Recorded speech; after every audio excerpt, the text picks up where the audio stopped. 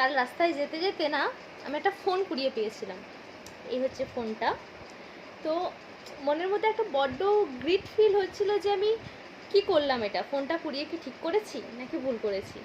তো ফোনটা আমি অনই রেখেছিলাম, যদি কেউ ফোন করে তাহলে অবশ্যই আমি যদি ঠিক মানুষ বুঝতে পারি যে এটা হ্যাঁ ওরই ফোন, তো আমি ওকে ফেরত দিয়ে দেবো।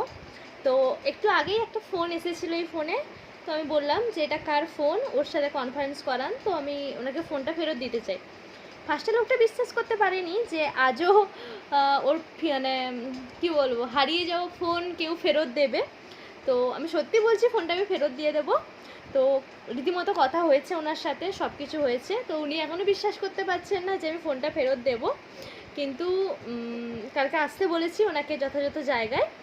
তো আসার পরে ওকে ফোনটা ফেরত দেবো, তারপরে দেখা যাক কী হয়। অবশ্যই উনি খুব খুশি হয়েছেন, কারণ ওনার কথা শুনে মনে হলো যে অতটাও সচ্ছল নন উনি, হয়তো অনেক কষ্ট করেই একটা ফোন কিনেছিল। কারণ এখনকার মানুষের কাছে একটা ফোন মানে একটা আবেগ, সে কমা হোক বা বেশি দামি সেটা বড় কথা নয়। তবে আজ না মন থেকে একটা মানে একটা খুশি ফিল হচ্ছে যে আমি পেরেছি, বা মনের মধ্যে যে একটা গিল্টি ফিল হচ্ছিলো ওই ফিলটা হচ্ছে না।